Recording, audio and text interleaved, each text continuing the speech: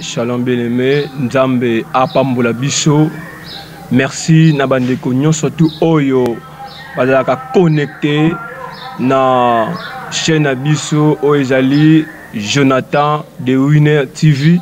Yesu Masia apambola biso. Et bongo lelo te kolobela na thème otozalango sur la puissance de l'évangile. Et bongo tuyambi ba sala nzambe ya munene na droite na ngai nazali na le pasteur Isaac Oyazali, responsable de l'église CAC. Bonjour papa. Bonjour. Et bongo na gauche na ngai tuyambi le docteur Bavon Oyazali, responsable de l'église Les Adorateurs. Bonjour papa. Bonjour. Ok, merci. Bien-aimé, que le Seigneur nous bénisse. Nazali convaincu que le lot Nzambe akobakisa encore un plus na ma vie na biso. Bien-aimé, na kosepela émission o landango yo mokote benga yaya, benga papa, papa benga maman, botale sika moko afin que tu bakisa encore connaissance. Ya oyo Nzambe ata na biso à travers basali na ye. Le pasteur Isaac esengo minga kuyamba yo lisusu na plateau na biso na émission na biso l'émission des missionnaires du Christ. En tout cas tolingi obakisi na biso encore un plus na bien-aimé oyo bazwanda biso. Bazara toujours connecté, bazara toujours scotché na chaîne abiso Jonathan de Winner TV. Tolingi toyeba. Na tangi na Biblia nazomona na Genèse Nzambe tango sali mokili. Alobi na Seigneur surtout très bon. Mais na moni batango oh Yesu Masia alobi ke na sali très bon bazo souffrir. Siko na jara batu oyo. Le Seigneur alingi asa ndingi na ba vie na bango. Qu'est-ce que Dieu peut faire afin que batu oyo baïba ba droit na bango to baza na canal balongwa te na makola Yesu Masia. Le pasteur Isaac en tout cas bana Nzambe baza na posa ya kuyoka yo pour ko bakisa encore implice ba vie na bango. Merci. Nzamba kumisama na nyonso. Et pendant la création, Nzambe pensait que l'homme a vivre vraiment éternellement. Et pensait en Nzambe que l'homme a souffrir. Mais à cause de la désobéissance, à cause du péché de l'homme à qui il a chassé dans le jardin d'Éden, de sika souffrance et douleur, il y a l'homme et bandit. Et après que le péché n'a été Nzambe a été de mutabandi ko souffrir. Nzamba eko maudire a maudire l'homme, a maudire les femmes. Alors eko maudire serpent. Et après makambo nyonso Nzamba zaki toujours na souci ya mutu à vivre comme selon pensée en Nzambe. Et le même Dieu oyo amona que l'homme tant a péché et Nzamba sala ki tout pour être à récupérer. Voilà pourquoi koya Jésus-Christ ezalaki avec ezalaki parce que mutu esengelaki azonga na relation na communion oyo ya bungisaki epai na Nzambe. Et yango zomona même marche ya Abraham na Lot et okomona ke bango mibale batamboli ensemble, mais dans un moment moko okomona ke ba se séparer, Nzamba séparer bango parce que à cause il y a marche de l'enge et l'autre salé kotambola ezaki ko sepelisa Nzambe te. Alors Nzamba tindi Abraham à part, amemi pe l'autre à part. Mais okoya kolanda ke après Abraham a bandi ko intercéder pour na l'autre. Et azo senga faveur moko oyo sengela ki Nzamba sala et pas ina ye na tina ya l'autre, mais akendaki nango na ba pensée belé ko intercéder ko tuna na Nzambe. Sur le moment que 50 personnes bagiste baza esika wana est-ce que Nzamba ko détruire mbokango, mais Nzamba za toujours ko répondre non. Mais jusqu'à ce qu'Akitituna dise mais comme asenga qui faveur ya Nzambe, Nzambe aibaki kobimisa Lot na famille na ye. Et voilà pourquoi tozolobela sur la puissance de l'évangile.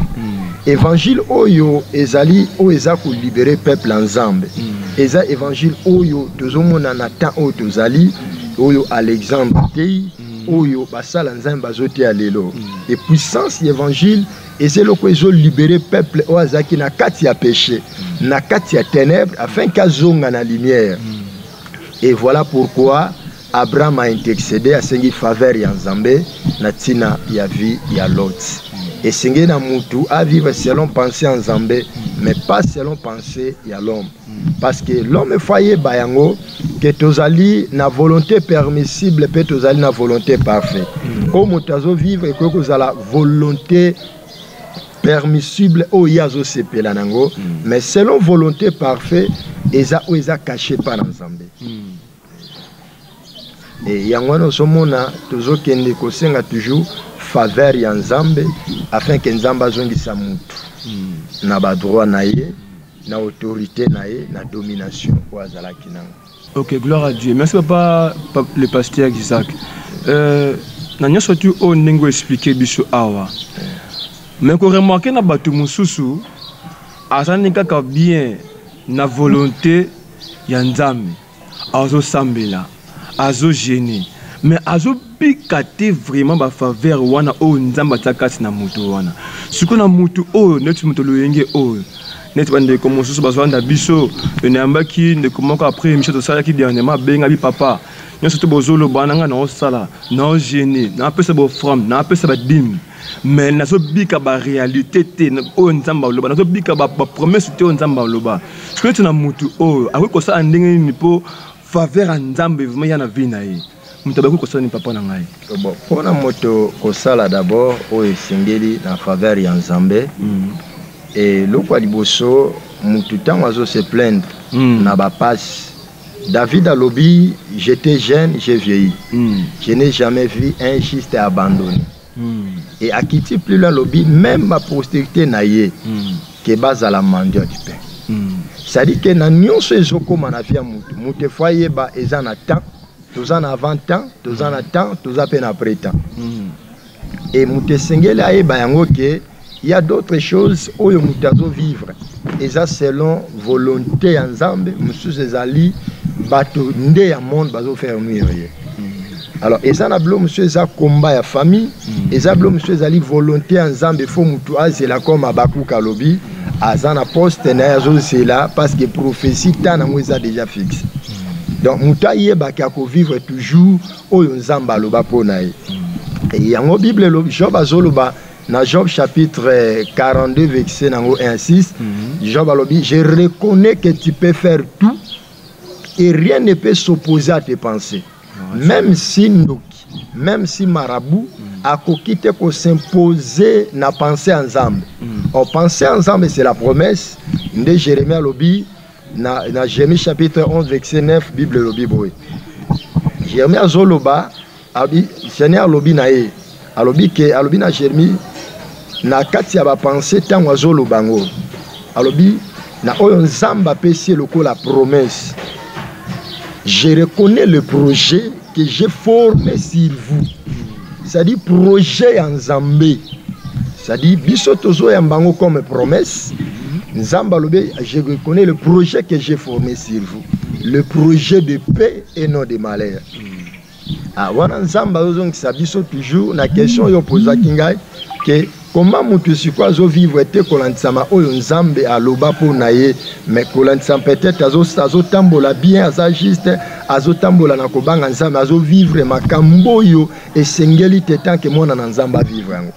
Nde yango Nzamba lobi, je reconnais le projet que j'ai formé sur vous, le projet de paix et non de malheur. Mte foyer ba Nzamba bongisa mabongisa kimia, mabongisa malamu na kati ya bomoi na ye. Yango Job alobi, je reconnais que tu peux faire tout et rien ne peut s'opposer à tes pensées. Et Job azonga alobi, quel c'est lui qui a la folie d'obscurcir mes destins. Et même si mutu akoki kotia molili na destiné mutu, mais Yango nozomona Job yemoko alobi, je sais que mon rédempteur est vivant, il s'élèvera le dernier. Mutefwa ba nzamba otelema malgré complication na vie na ye a saisir ka keloko mo nzamba za nzambe a otelema a obéir vie na ye a osale bolam parce que nzambe alingi ete faveur eza toujours likolo na biso. Bien que mo ezobi mapona batu mabe pope po na batu malamu, il y a na faveur oyo nzambe a osala ngo uniquement na bato baza na kati ya sanctification na kati ya crainte nzambe. Merci papa Isaac. Nani to mekempe ko pesa encore bandeko bazolanda biso na émission na biso bazala toujours en ligne ba obandaka biso partout ngo pesa bango moi espoir. Mais comment est-ce que o le biso papa Isaac? Moutou a se garanti tant à yoki bon comme na foi. Mais à ce moment quand on a vu nous ba combat et je continue.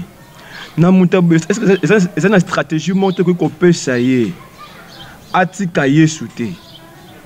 Akene koluka ba intervention ailleurs té. C'est-à-dire la stratégie monte que qu'on peut ça y est garantir foi na yi. Atika la toujours fixe. Par rapport à la promesse où nous avons attaqué. Et le point na na bandeko azolanda biso.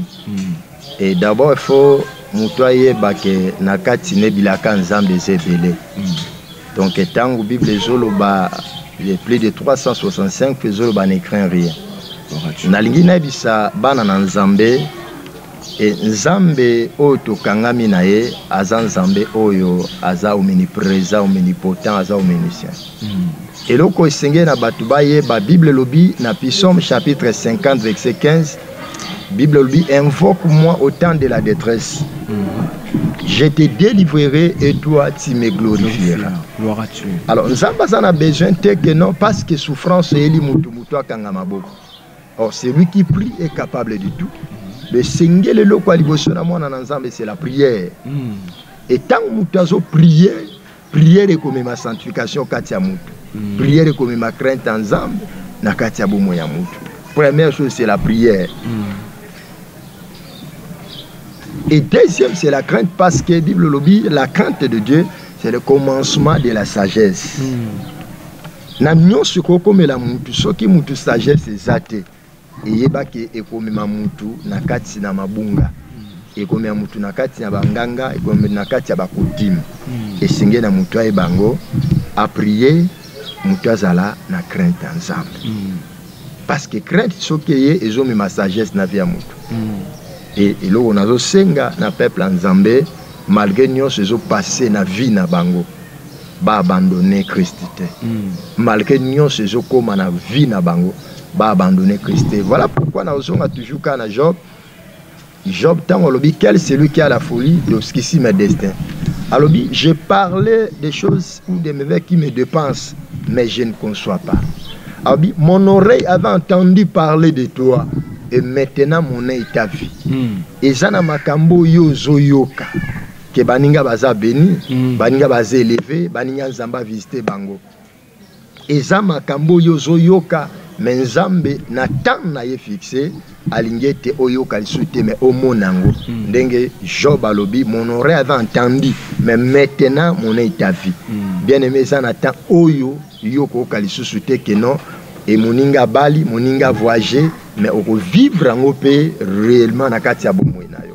Et yebango oyo tozomona ce n'est que la réalité mais ce n'est pas la vérité.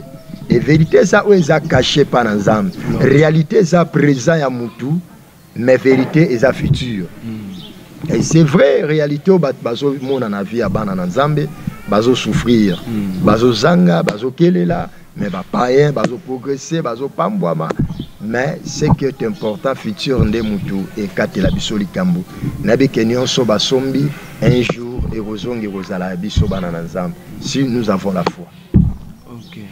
Merci papa Isaac. En tout cas, je crois que Bandeko Ndako Bazali vraiment béni. Ndenge au fortifié biso susu. Même ngakuto o naza journaliste, mais nous avons déjà béni parce que nous avons vraiment ébélé et pas na yo vraiment. Bon, papa Isaac, tu lingi to yeba bande ko surtout oyo balandi yo ba sepelaka kolanda yo mais balingi ba so na yo siko en privé. Yo ko pesa biso adresse église ou bien numéro contact na yo pour na bande ko balandi biso balingi ba na siko na profondeur to ba kutana yo. So ko pesa bango nguza malamu mi papa. Église ezwami na commune ya Lemba na arrêt garage avenue Fulula numéro 5. Église eza centre évangélique les Aigles en Christ. Et moto alingi a contacter ngai et numéro nangeza 089 788 57 61 089 788 57 61. Ok, merci papa Isaac. Je crois que bande cognon surtout oyo balandi papa Isaac ba démarche oya sali par rapport à puissance de l'évangile pe na ba surtout oyo babandaki ko leka na ba étape moko ba difficulté papa Isaac alobi il faut qu'on sera toujours nzambe a opérer signe na faveur na biso pe apesi biso lisusu ba démarche ndente kotika la constant na présence na ye alobi biso la prière alobi biso la crainte de Dieu alobi biso sous la patience. Je crois que bandeko surtout au besoin d'abisso à travers l'émission Oyo, je crois que vous avez déjà convaincu que vous avez déjà biano par rapport à la question d'abisso. En tout cas, que le Seigneur nous bénisse. Papa Isaac, en tout cas, merci beaucoup. Que Papa Isaac, vous avez prié, il faut faire abisso nasuka avant de clôturer l'émission d'abisso. Bandeko landi bisso, vous avez besoin vraiment de causer l'abisso prière, en fait que le sambonayo c'est vraiment très important dans ma vie et ma bien-aimé. Papa Isaac, en tout cas, dans tous les respects, te garder nous awa pour na lokumuna nzambe. Bien-aimé, ko kata la télévision té émission chose que continue. Et bon on na gauche na lobaki qui est tozana le docteur Bavon. Oyazali responsable de l'église les adorateurs. En tout cas, présence de papa na plateau na biso lelo, je crois que tokozala encore béni pour les kamakazi. En tout cas, pour tous papa tozi to sali ba démarche belé, mais le Seigneur a sungi biso to kutana lisusu na plateau na biso. Je crois que ba bien aimé au bazolanda biso ba kozala encore béni parce que comme ya Yesu Masia et je le moment awa na ba domaine surtout. Papa Bavon, je crois que le lot encore béni, tozolia mingi le lot. Papa Bavon, tolingi, on me campé ko expliquer biso. Qu'est-ce que l'évangile? Pour tozolia à la puissance de l'évangile. Dans la puissance de l'évangile, au tozolia awa. Nous devons retenir en fait que bien aimé, que non, l'évangile est à la kaboué, la puissance est à la kaboué. En tout cas, papa, merci beaucoup pour la parole. Na Pamboli Nzambe pour appeler biso ngonga malam pour te partager message très important vie ya thème nango. Je crois que le Seigneur va nous faire grâce na likabo mukenza ba appeler biso pour to limbola makambo bien. Parce que makambo tozolo ba awa eza très très important pour na ba amabato. Yango makambo etaliti na ama ya mutu pona kolobela yango il faut osama yele. Parce que principe de maman ama mutu nde to siblaka pour yango ndi esika o vie ya mutu ezalaka. Bible dit que non, le sang c'est la vie, mais l'âme de l'homme ça se trouve dans le sang. Donc c'est que likambo ya ama ezali kama makila. Donc so to lobela yango malamu te to ko passer outre ndenge na histoire ya Juda. Vous allez comprendre que non, ils ont lié l'histoire de l'évangélisation à Katiwa. Parce que Bandoro Luka va garder ses masses. Mais pourquoi garder ses masses? Parce que si le Bango est bien, il y a des bossos qui il était méchant, Zamba Bomier. Il y a mis balé Onan, à sa guine la sémence. Mais à ses semences, on voit qu'il a ma belé. Alors nzambo ki kanda bomie. Ya misa tout papa prévenir ya bi mwana so akesu so kufa. C'était que vigida ya yemoko a kocha semence pour tamara zosebe. Amen. Donc ça message mo ça très très très important. Na sepeli makasi parce que c'est un cadre moko évangélique. Oui. Et puis na pamboli pasteur o ya pesi biso pena moi maïli du sous poto lobela so makambo bien. Par rapport à l'évangile, je crois, toi à l'évangile. Hein? Mais ngai naza na pensée oyo Nzambe inspiré nga pour na l'évangile. Parce que l'évangile à principe au monango sur le bilango boye, c'est comme si c'était une mobilisation. En d'autres termes, surtout qui na parti politique, bah ça appelle évangile. Mais l'évangile na bango mobilisation pour la bite moko bo. Alors, l'évangile n'a biso ba chrétien. À principe et ça mobilisation et ça message. Et ça message oyo et ça koya pour de façon que nous ayons récupérer mutu quelque part.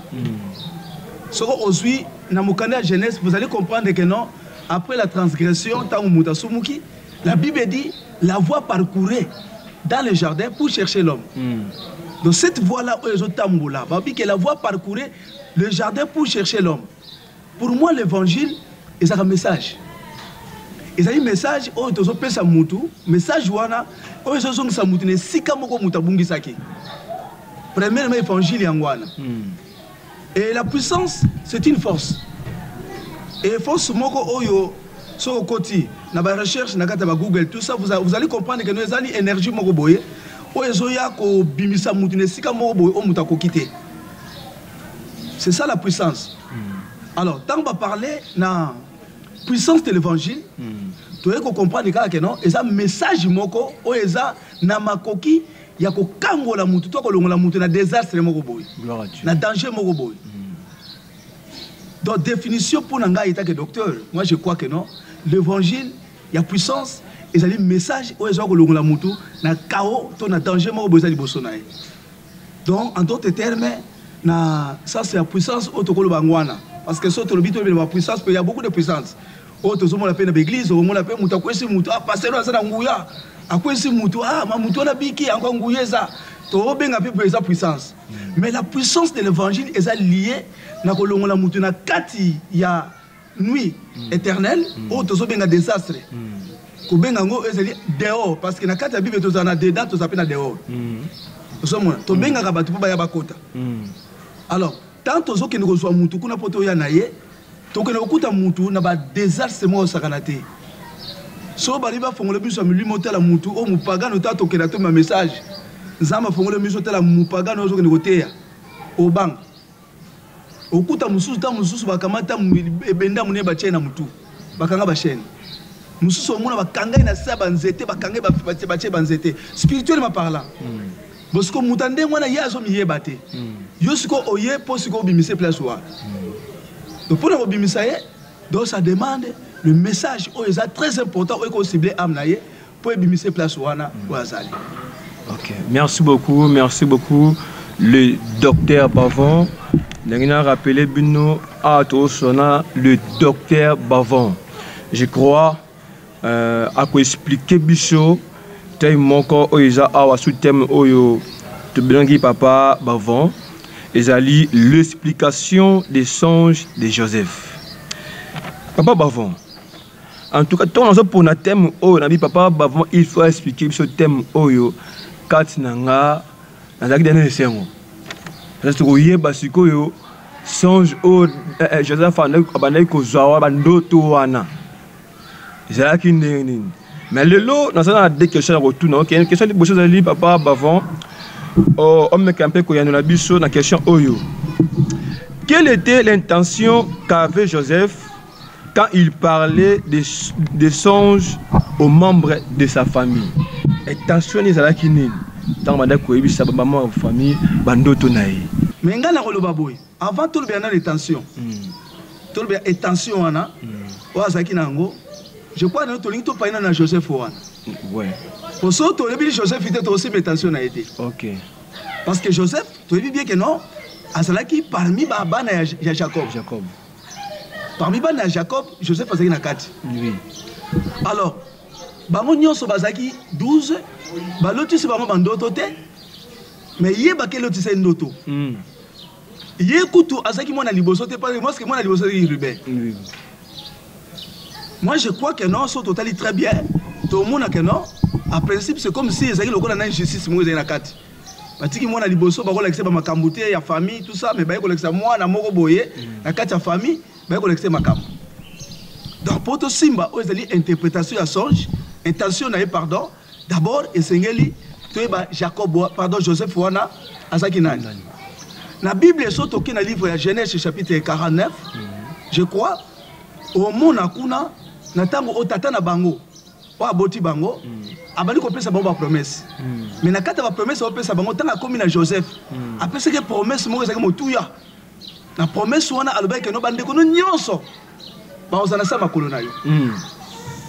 Na kaika place wana. Joseph wana.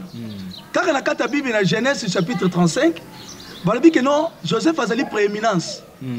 Donc, à bout de ce qui m'a liboso, il y a Ribé. Parce que Ribé, c'est qui m'a liboso. Oui, oui. Alors, à bout de m'a liboso, il y a Ribé. Qui m'a liboso, donc qui premier né. Donc, n'a pas dit que Sikoyo, ce que Joseph a dit que c'est ma figure, moi bien. À bout de qui m'a liboso. Oh, m'a liboso, c'est qui Ribé. Pourquoi m'a liboso Ribé? Babotola qui doit donner soana, balobi que mwana liboso Ribé parce que atambola ki na ba makangu ya tata na ye. Donc papa na ye Jacob azaki na basi, mais Ribé akele ko tambola na basi ya tata na ye lokola ki bakangu. Alors balobi que non, papa silika ki abiki mwana oyo asuye li na ngai. Donc c'est pour cela balobi que non, bakamati bokonzi wana ya ki premier né, bakepesa mopa ya Joseph. Na eko comprendre ce qu'on place wana na zo kaka nature ya Joseph wana. Joseph o azaki mwana liboso te mais ba pesi prééminence à mwana liboso. Ndé na eko comprendre que non. Donc c'est que soki mwana liboso abebisaki ba pesi mwana liboso na mbundu mususu il wana na zo mona que non c'est comme si Joseph a type à grâce. Ndé to zo mona c'est que Rubin a sa type à premier Adam. Le premier Adam avait échoué mais le second Adam avait réussi. Tu vois? Et Jésus-Christ c'est lui qui est le premier né. Et tu dois comprendre que c'est que Joseph a sa type à Christ. A sa type à Christ pourquoi? Parce que na côté la relation il y a Joseph na kata libumuya papa na bango balbi que papa na bango alinga ki Joseph mingi koleka bana nyonso. Bolingo oyo papa pesa na mwana liboso mais apesa na Joseph. O azaki mwana liboso te. Donc, il faut comprendre ce que prééminence wana qui mwana liboso et côté qui déjà na kata Joseph parce que tata lingaka fils. Parce que fils ça a prééminence à père. Oh affection au papa pesa na mutu musu pesa na fils. Le premier né. Et surtout que na histoire la premier né au monde que nzambe aibise bana Israël ta bazena kata Égypte muko moko bimaso beaucoup na moko la ka ba premier né ba ozalanga. Donc il faut comprendre que non c'est que Mouto a une affection, a une intimité ensemble d'abord avec Christ. Donc le véritable Joseph ici, c'est Christ. Et ça dit Jésus de Nazareth. Mais azali copie cette image il y a Joseph. Amen. Totally même na façon il y a elamba au balatisa ki babi abandé ki kolatisa ye étoffe elamba ya multicolore plusieurs couleurs. Mais ba pesi biso ba couleur wana te. Tanga bien place wana. Ba pesi ba couleur wana te. Et elamba kaka ya multicolore. On a écouté la multicolore, on a compris, mais non, ce qui est multicolore. Donc, c'est qu'il faut que ce soit dans le tabernacle. Parce que dans le tabernacle, il y a une spécificité, il y a une couleur, il y a une offrande dans Israël. Il y a une mbeka. Mais mbeka, il y a une bilamba. Il y a une bleu, il y a une rouge pourpre, il y a rouge cramoisi, il y a félin, couleur blanche. Donc là, nous voyons 4 couleurs. Donc, si nous voyons 4 couleurs, nous voyons que non, c'est qu'il y a multicolore. Donc, il faut comprendre c'est que Moutouana Touzobénga Joseph a sa image à tabernacle. Amen. Pourquoi image à tabernacle? Parce que ça fait la couleur. Oh, bah, là, tu sais. Oh, bah, couleur ou à tabernacle, mingi, les 4 couleurs, et bah, nous, ça n'apporte. Et bah, nous, ça n'apporte. Il y a écoute qui est écoute, il y a tabernacle. Or, Jésus, dans le livre, il y a Jean chapitre 10. Dans Matthieu chapitre 10, pardon, je suis la porte de berger. Nazali porte. Donc, tout le monde a Joseph ou a Kaka. Oh, tout le monde a tous pensé à sa porte. Donc, soit à sa porte, donc c'est que Moutounion se fait à côté de Panaï. À côté de Kawana, Moutako côté de la carte, ça passe par la porte. Mais, tu connais Moula Makambo bien.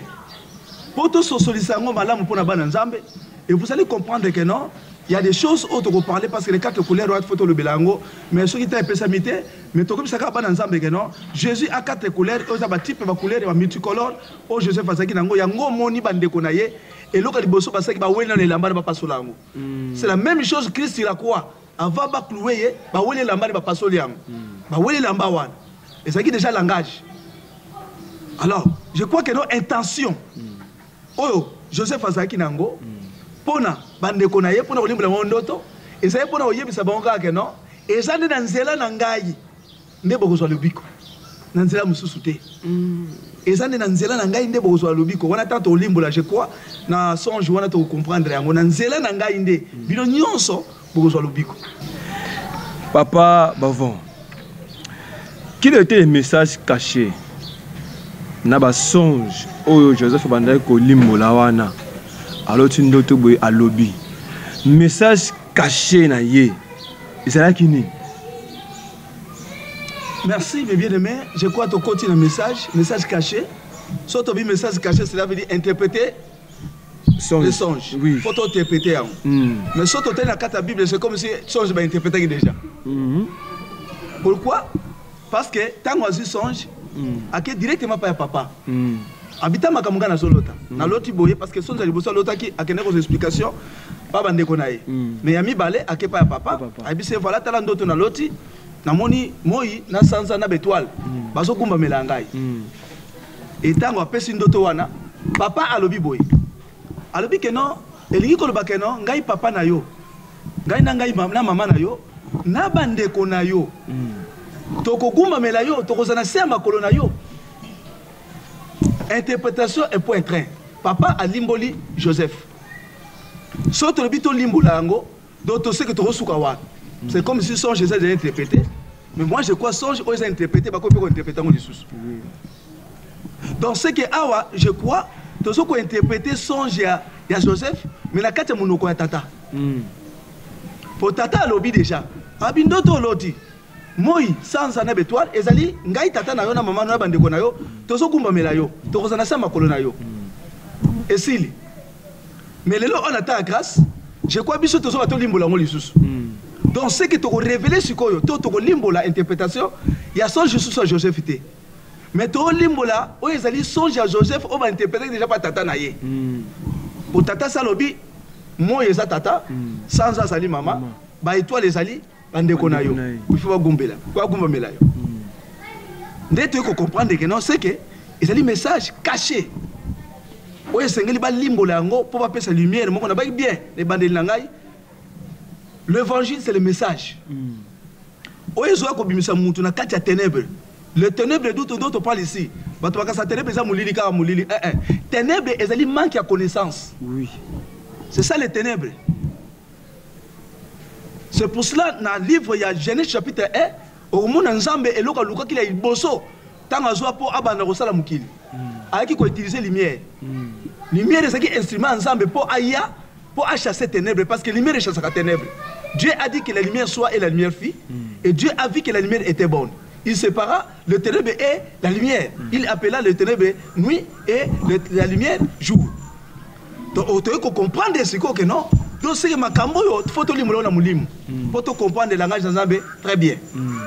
Alors, dans ma cambo, je crois, le message est clé, message caché. Il y a songe oyo, je crois, et ça message, il y a Jacob.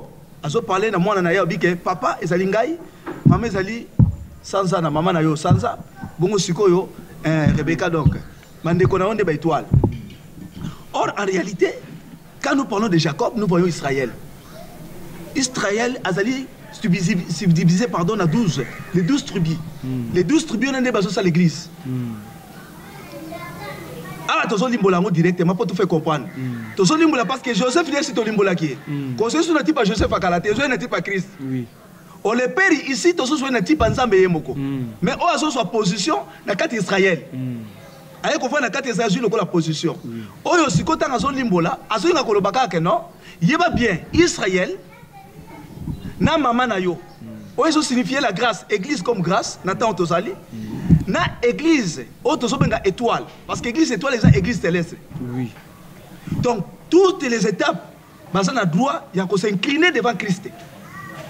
Que ce soit les Juifs, les Israélites, et l'église actuelle, l'église universelle, l'église ciel. Nous devons s'humilier devant Christ. Donc, il y a un message clé. Oh, il y a solo. Il faut compter parce qu'il y a un message, je crois, il y a Abraham. Nous avons mis Abraham, parce qu'Abraham a commencé le père de multitudes. Le père de multitudes. Donc cela veut dire que non, nous avons le sable de la mer. Nous avons le étoile, il y a l'icolo. Vous savez, Abraham a dit que non, sable de la mer. Mais à telle ici nature, il y a peuple moroboye. Oh, le sable est namai. Bon, Azui sous ce mi-balé, il y a étoile à l'icolo. Mais si on a étoile à l'icolo, tu comprends que non, c'est que, et c'est la nature, le peuple moussou ensemble, il y a une étoile, parce que ça peuple moi outil l'icolo. Donc, voilà la signification. Il y a songe, toi, un message caché, il y a songe, il y a Joseph. Toi, qui est d'une manière évangélique, qui était terre à terre, mais d'une manière qui a révélation à parole, tu dois comprendre que non, Joseph a un type à Christ, mais Jacob a un type à Dieu le Père. Oh, il s'est manifesté comme on a eu dans le Jacob, parce que non, j'ai rendu ton grand. Il dit ce qu'il dit Abraham Dengwan. J'ai rendu ton grand. Comme on a eu comme on peut s'abisoter. Oh, Patrick, oh, Jonathan, tout ça, comme on a été, parce que Patrick va gagner comme on a. Comme on a jamais bien monté. Et c'est là comme on a moutabungi ça que la Eden. Tant que comme on est bungaka, nous avons besoin de zoya poisson ça mouta comme on a. Comme on soutient ça comme on a perdre des multitudes. Et quand nous parlons de la multitude, nous voyons la multiplication. Et quand nous parlons de la multiplication, là nous voyons la grâce, il y a semence à multiplication. Un évangéliste, un pasteur, n'a qu'à t'inayer sur un stérile. Azal va t'expliquer l'écraser. Encore quand t'as qu'à t'empêter parce qu'on peut sa semence. Faut appeler sa semence pour abota. Quand bota c'est l'évangélisation. Dans une église à Mouké, bah tu dis, mais banana va nous côté un message n'a pas de bakoli. Mais bakoli kakate, mais baso so bizale limoko boy. Mais bizale baso so ça bizale la moukilité, mais baso so bizale la Christ. C'est par là nous parlons de l'église glorieuse. Église glorieuse, c'est ça, église c'était abatongi babatima bacheba or bacheba biloko kitoko. Mais église glorieuse, c'est une église là où on trouve le message de la parole qui a la facilité, la puissance, il y a rédemption à Miamout. Voilà, la kanisi kolimbola. Interprétation à son Joseph Ezali Yango Tolobiwana Zambé Apambolabini. Ok, merci beaucoup.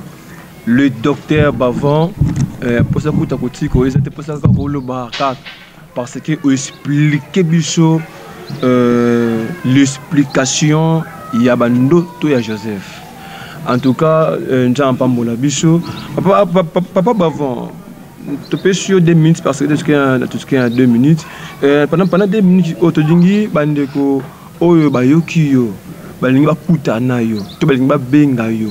Tu peux sur l'adresse église, combo église, P numéro, il y a contact. Merci beaucoup, Nzambe Apambolabino. Bandeko Nyos Balandibiso. Je crois, Combo Nangai, Ezali docteur Bavon. Je suis le responsable direct de la communauté église Les Adorateurs. Ezanalemba. Terminus, avenue Télé 1, numéro 33. Second numéro de téléphone, 081 927 65 12. 081 927 65 12. Voilà, je crois, bon, ça a facilité, marqué par le numéro de M. Ezali. Je crois que nous sommes toujours en contact, nous avons besoin. Nous avons besoin de Biso pour vraiment tout penser à Sango Malam. Nous avons pas Ok, merci beaucoup Papa Bavon. Papa Bavon a ningi bandeko obazo anda biso tam mususu ndeko mususu azwi libaku nanu ayebi Christ te mais tam yo te ayebi Christ mbala moko. Soki moye jali opesa bango ngonga oyo oyamisa bango Yesu Masia bandeko bazo anda biso oyamisa bango Yesu ils avaient la prière mako oyo okosela bango afin que bazonga de ba promesse ya Nzambe. Merci beaucoup de Rosolo Dangai na kanisi ozana peut-être ozana ndaku soit ozana na bistro na yo soit ozana kata mutuka. Je crois que non tu peux avoir des problèmes tant ozawana il faut que ba problème peut total la kango parce que c'est très important. Je sais que si tant atindi ba yeko libaka côté évangile albi bo kende boté à sango malam mais boye ba bien que no bokuta ba beli bobiki sa bango na mabondeli. La puissance de l'évangile est liée à la guérison. Je crois que la prière de ceux qui sont malades, qui ont des problèmes. Tous ceux qui ont salut dans la vie, je crois que tu peux être prêt d'abord pour recevoir, pour accepter Jésus-Christ comme Seigneur et Sauveur de ta vie. Dans le moment où tu es je crois que nous avons la prière à me pousser. Nous avons prier à me pousser pour de façon que nous avons une vie qui est la vie. Na kasi soko zali na ndanga na maloba oyo kolo Yesu. Na ndimi no motema na ngai. Oyo zali porte. Me ngai pe na zala ka porte. Oyo betaka pe na mitema na biso. Ngai na fungoli na motema na ngai. Kota na motema na ngai. Vanda na motema na ngai. Tambusa ngai. Mabe nyonso kuti na kati na ngai. Bikisanga nango. Kobanda lelo nalandi yo tikino na suka naza kozala mwana na yo. Amen. Kolo merci na pamboli yo na komisi kombo na yo. Nazo croire na miracle. La puissance est se limiter qu'à na évangile, mais elle se manifester dans la parole, car la Bible dit la parole que je vous ai prêchée est esprit et vie. Nazo senga mutu nyonso azolanda biso alandi biso matandi Matthieu 11 ans. Etikete kolo okota na ndako na ye, okota na nzoto na ye, okota na vie na ye, o produit miracle na kati ya vie na ye. Nazo bimisa bango na ba désastre nyonso, soka kangama na balien, akangama na mulimo ya impudicité, mulimo makaya, mulimo kindoki, zambe na nguya liloba on zambe. Nazo ko kangola bango na liloba na yo na kombo na Yesu Kristo, au nom de Jésus Christ. Nzambe etikete lelo ko banda lelo bandimio na mutema na bango bakomi bana na yo. Banda kolesa bango kotamula na bango tim koloko zonga na kombo na Yesu Kristo nde na bondeli. Amen. Amen. Gloire à Dieu. Merci. Merci na papa Bavon. En tout cas, Nzambe a pambola biso. Et bongo bandeko nyonso tu oyo balingi ko soutenir biso l'émission oyo, l'émission émissionnaire du Christ au bengi biso na plus 243 89 59 14 239 plus 243 89 59 14 239. Vous continuez à s'abonner à la chaîne Abisso, il y a YouTube Jonathan de Winner TV. Et bongo Yesu Masia Kozangate ko pambola biso. C'était là votre humble serviteur le pasteur Alain O Nazalaki, présentateur, il y a émission, il y a Lelo, Nayambaki, le docteur Bavon, Ouazali, responsable de l'église, les adorateurs, non, le pasteur Isaac, Ouazali, responsable de l'église CAC. Et bon, on a boyauté, on a prière à Souka, et pas le pasteur Isaac, il est accompagné de l'émission, puis accompagné de la bien-aimée, surtout Oyo. Qui en ligne pour la émission Oyo. Et si vous avez bien aimé, c'est un abisso, quand on mis sur yo, qui est à Moutounase, Toyamba, prière à Soukaipa, le pasteur Isaac. Seigneur, te pécho merci. Te pamboli peuple nyonso balandi biso nangonga Oyo. Te pamboli nzambe émission Oyo, to le kisikat na wisika. Tika grâce na yo et bénir émission Oyo. Moto nyonso alandi message visiter vinae. Amen. Balimite kuya sala bango grâce. Amen. Lolengo visita ki Joseph. Yes. Tika eto visiter pe bango. Songe na bango Zambe. Tika s'accomplir au nom de Jésus-Christ. Au nom de Jésus. Seigneur à bénir, pe Seigneur à élever. Yes. Tika grâce ya Nzambe et sala likola moko na moko. Na bénir moi oyo na kombo na Yesu Masia. Amen. Amen. Merci, la bien-aimé Oyo Bazala qui connecté l'émission Oyo. En tout cas, Nzamba Pambola Biso, peut Pamboli équipe Nyon surtout Oyo. Tout ça, la bango émission Oyo. Tout le monde na sima caméra, papa Giscard Bass, Tika Yesu Masia Pambola ye. Et bon, bandeko surtout Oyo Bazala pour mener chaque jour pour soutenir l'émission Oyo. Tika Yesu Masia Pambola Biso. Tout le monde na sima, même chaîne, même heure. Au revoir.